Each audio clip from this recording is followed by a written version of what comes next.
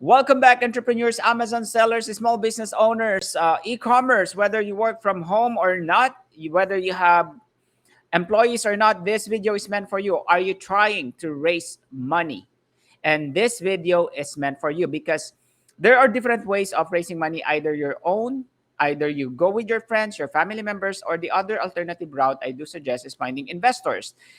Personally, I do prefer if I can turn back time to look for investors because it's not just about the money, it's about the resources.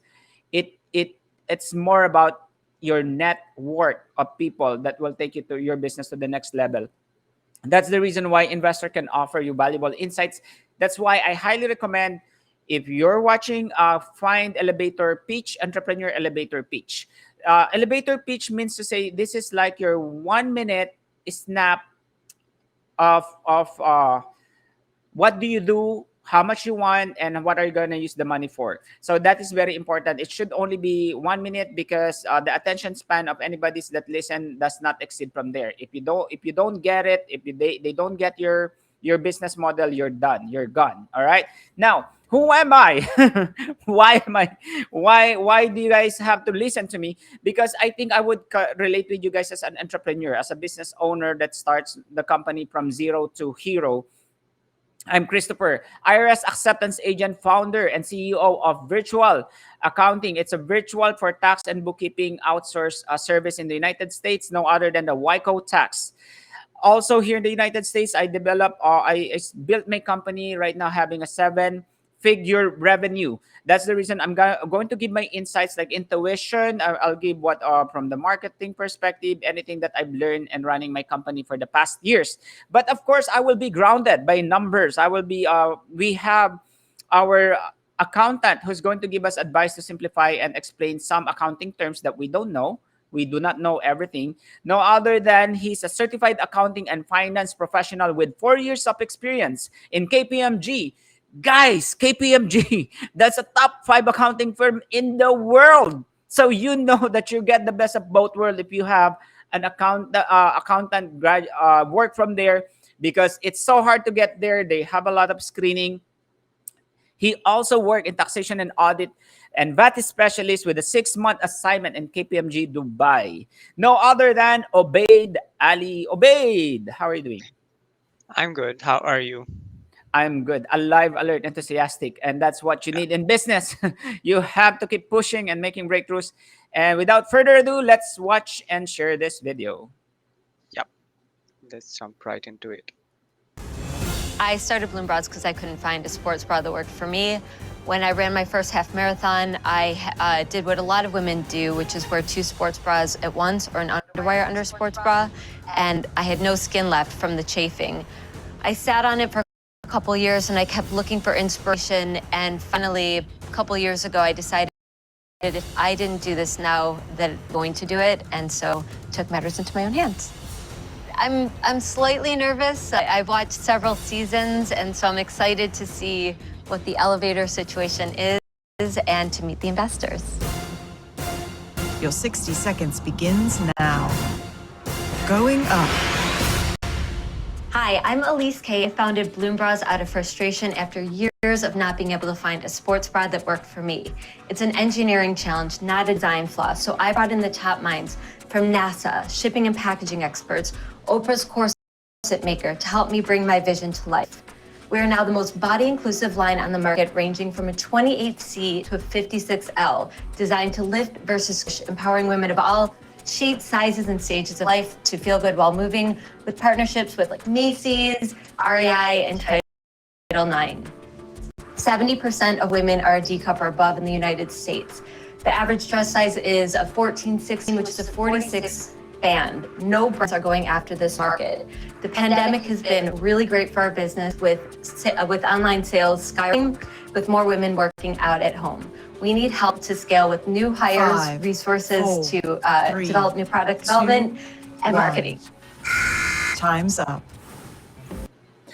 There you go. Let's talk about what do you think that her strength. What do you like about her pitch? She actually provided good things about her product. I mean, she knows how to sell her product. But the other thing is she missed few things regarding the ask from the pitch, and that is the main thing that investors want to hear. Yes, So that's yeah, what I've that's noticed. Mhm.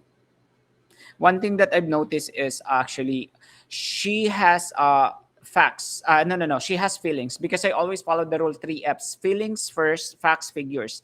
Feelings will be more on your background, your history. How did you come up with the product? What's your work history? What's your educational background? And what's your experience before developing the product? I think she excel on that area. I could really imagine that there are a specific market that she wants to serve, and that's the good thing about USP. She has a unique selling proposition for plus size women. But then again, because this is a 60-second, there should be an equal distribution of information. She's missing the facts and figures. Facts and the facts should be what would be the market, or how much in terms of that, what demographics is she serving? Like, is it going to be local? Is it going to be all of those? Are they single women? Just are they just plus size women? I think I need more details on that. And then another thing is the figures. How much is she asking, and how much would the investor get in return of giving her the money? But overall, I do feel they will let her in because of the niche market. What do you think? yeah, true. Because of the niche market, they might let her in to the boardroom. Yes. All right, let's continue. Well, I did not hear any ask whatsoever. Did any of you three hear something that I didn't? I have no idea, actually, There what was she's a asking lot of for. things missing from that pitch. I mean, Yeah. she didn't talk about her traction, about her revenues. The impression I got is she doesn't really know all that stuff. She seems kind of homegrown. So I'm a little concerned. It wasn't a very stretch. I have no idea what she's asking for. You know, potentially it's unique. I mean, I certainly haven't heard someone go after an angle of the market before, so I'm a little intrigued, but I don't know. Well, it's time to vote.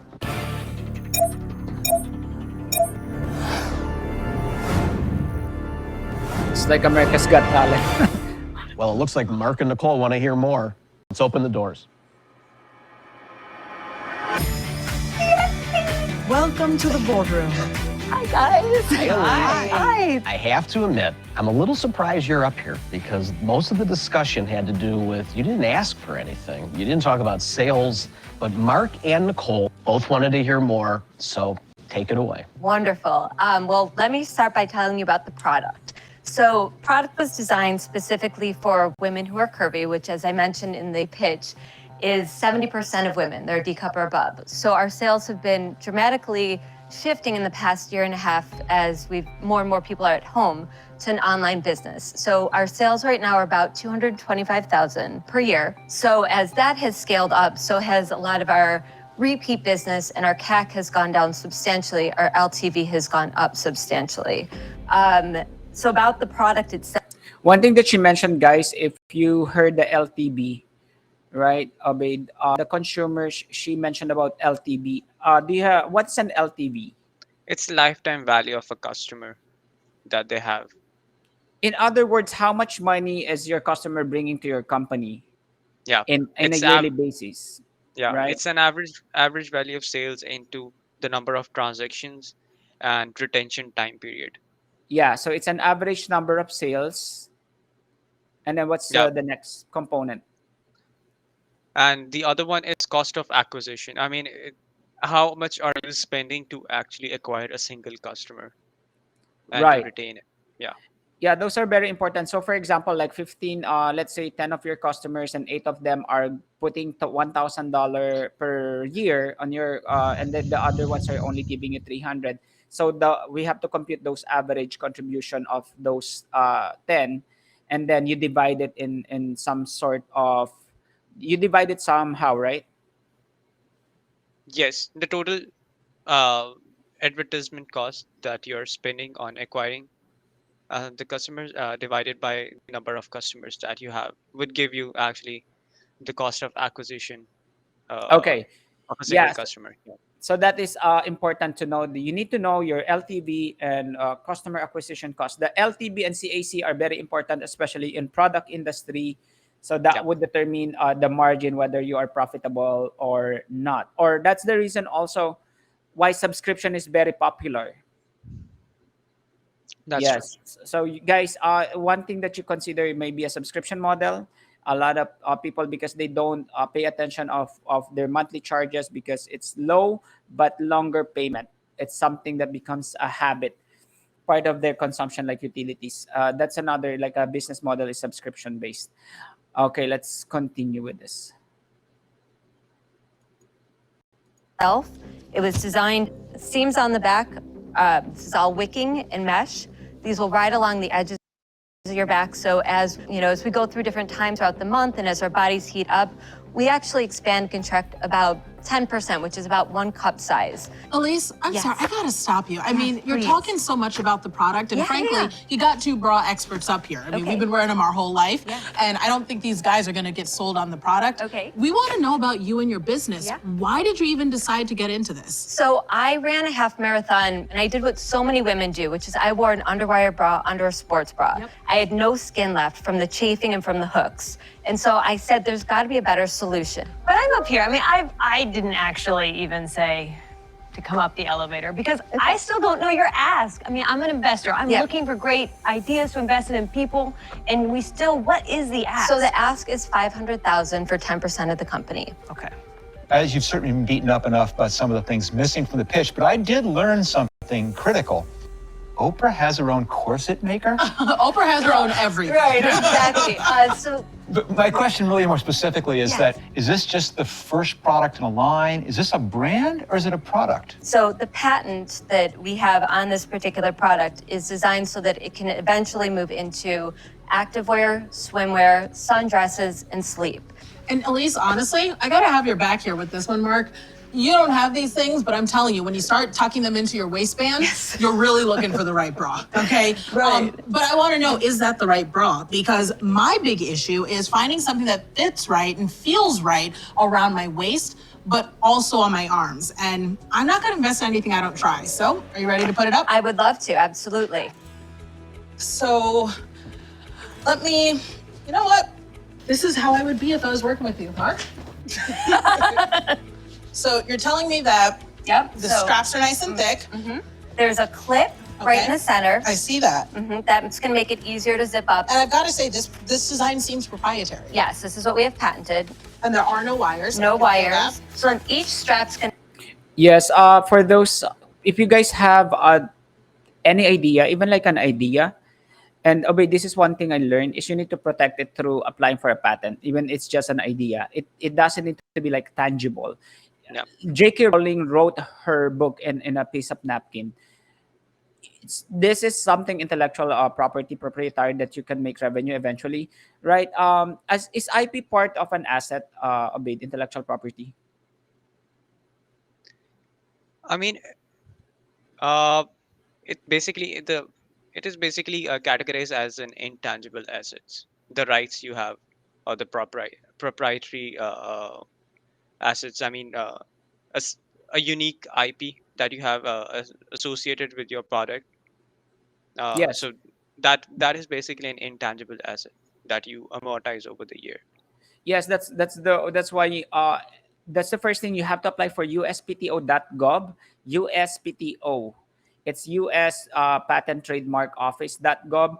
You could start doing that. It doesn't really hurt, but sometimes it comes handy because if somebody else is copying your design, it's something that you can run after. You could get that ownership, and then they will pay you something like a licensing fee or royalty fee, something like that. That's why even simple design can take you a long way.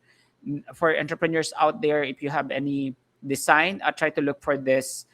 What type of patent? It could be a utility patent, it could be a design patent, and that will give you more ownership. And these are part as intangible asset on your balance sheet. Then one thing that I've noticed, I think Mark from the Netflix, he also mentioned about whether it's a product line or a brand. Hmm. So one thing that he would like to know, whether she has already an existing line of bras that she's selling, so it could be a product line like for extra size women, or it's just a startup company that's selling only that size of bra. So it's also important whether are you like on the business expansion by adding product line, or you're basically starting up.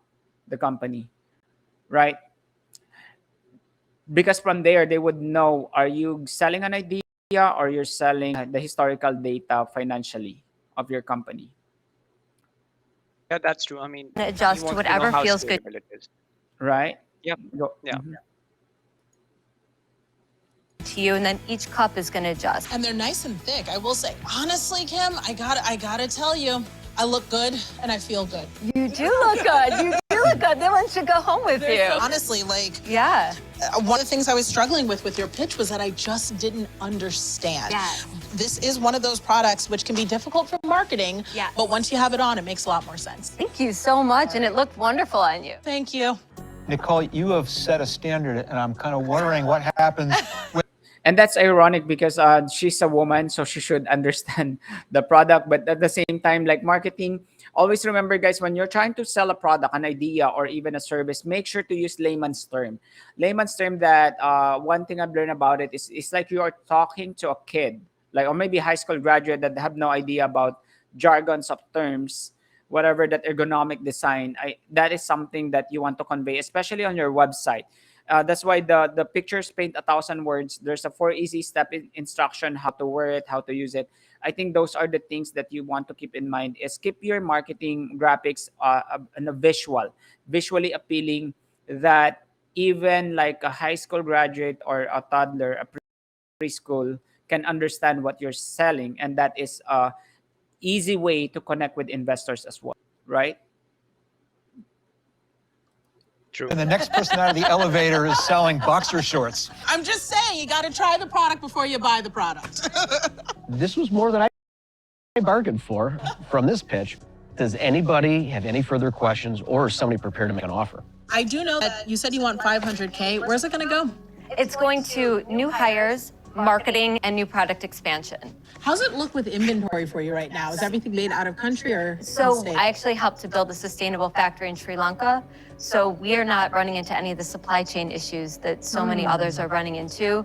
Our supply chain actually has been very pleasantly unaffected. Mark and Nicole, you want That's one thing that you what she mentioned are inventory, right? Inventory, and then marketing, and then new hire. Yeah, for that's why entrepreneurs, if you guys are still raising funds, you need to know how to you distribute. If you're asking the whole box of pizza, you need to know how is it going to consume. So from the inventory, from either offshoring or getting this cost of goods here in the US, they want to know. But I think also for me, I don't think they're gonna give that amount, that 500,000, right? Because of the business valuation, right? Yeah, She's probably. asking for 500,000 in 10%. How do you come out with the 5 million of business valuation? I mean, it's like dividing the ask with the percentage that she's giving in the equity. Yes. It basically depends how she's valuing, because that's just a rough idea how they value, how the investors actually value uh, the business. But there are a lot of techniques how a entrepreneur can actually value the business. It could be a DCF technique, that is discounted cash flow technique, or it could be based on your sales multiplier, how it's growing historically. So there are multiple things. Yeah. So that's why there are so many things from 1 to 7 about the business valuation method. But the most common method, to make it simple, what is your asking? If it's 500,000, divide it by the percentage of the equity you're giving. So on her example, $500,000 divided by 0.1, that gives her like a 5 million business valuation. But if it's too inflated, remember guys, if you're asking so much and then in the less equity, that and then you gave like a inflated 5 million valuation, that is potential for criticism and audit, and that will trigger a red flag to them, especially if you don't have that kind of historical sales or performance. Do you agree?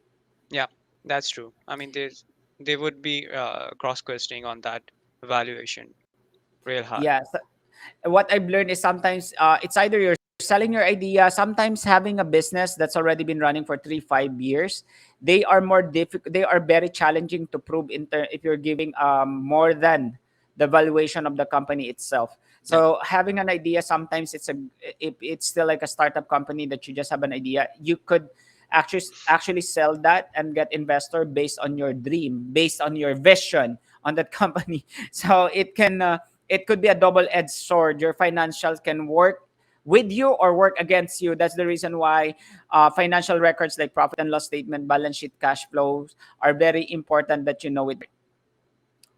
All right. Wanted to hear more. Did you get what you needed? I don't think they're gonna give her though. That's a lot. Yeah. So I'll say I'm going to pass. Okay. I love how passionate you are about the product, but I know from experience the product is only a very, very small part of being successful in this type of venture. And I just haven't learned enough to make myself comfortable that this is going to end up being a solid investment for me. So I have to tell you that the product does feel great. However, what I'd really be interested in more is your supply chain and the fact that you're able to get things in, which means that if you're wedded to the bras, then I don't know if it's for me. So at this point, I think I'm gonna have to pass. Okay.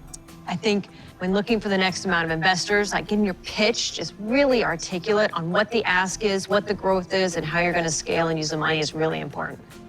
Okay. Well, at least it doesn't look like there's going to be a deal made today.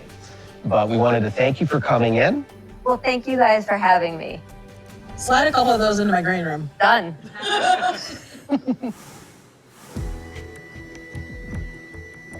It never feels good to say no. She's early, though. I think she's early. It's great that she's gotten a patent. I think there's opportunity, but again, supply chain, I do agree, and a lot of SKUs. So how's she going to carry the inventory without a lot of cash? Was it conscious and deliberate that you left out so many components of the pitch that are in a normal pitch? With 1 minute, there's a lot to the story that I wanted to be told. So I think if I were to do it again, obviously I would throw in the ask and a little bit more about our sales. Okay, there you go. There are so many takeaways that I've witnessed here. Let's talk about our takeaways here. What are your takeaways with that? My key takeaway from that video is you should keep your numbers right in the middle of the pitch to actually uh, make it compelling for the investors to invest in your business. That's the main takeaway I could say from that particular pitch. She was actually more focused on the product rather than the numbers. Yeah, So yeah, that's why I said having an idea is not enough. Having a product is not enough. Remember the four piece of marketing. After the product, you need to know your pricing, your place, your promotion, and they talk about the supply chain. Those are the three takeaways. You write this down. You need to know your supply chain. Number two is also the inventory. Yeah, inventory and cash flow.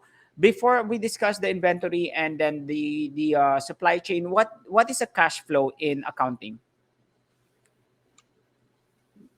cash flow is basically what what are the cash and cash ins of the company and what are the cash out other than the non-cash expenses. That is These are basically your cash flow I- statement provides. Yeah, this is like in a 12-month period, no? Yeah, it's a yearly basis. Yeah, it's a yearly basis. The balance sheet is separate. This is more like in the long-term run, more than 1 year, and so assets that you're going to use for years. That's the cash flow. And then how is it related to? Because they're questioning about inventory. If does it mean that if let's say he has 100 items and those 100 items have been there for 9 months, that's a bad cash flow, right? Because it's right Mm, there. no, what they was targeting or what they was questioning about is the supply chain, basically Yes. how she gonna get that manufactured and being delivered to her warehouse and from where, because that would be the inventory that she wants to sell to the customers. So they need to know that how she gonna actually manage that supply chain Yes, so that exactly. she could make good sales out of it. We're talking about logistics. Remember, streamlining the process from the thing with that is from the supply chain, and this is very current right now with the COVID-19 situation. Check for the inflation rate. There are so many manufacturing companies. If you're considering to offshore in other countries like in China, there are so many companies that shut down because of COVID. And that's why they're very concerned about that, the supply chain, how long or how many weeks or months that they have to deliver those product and able to be delivered in the store. And that's very raise a big concern. The time can work against them. So that's why the supply chain was being raised as an issue. Well, because that's how they would determine how fast the cash flow are gonna go and generate, right? Yeah, that's true.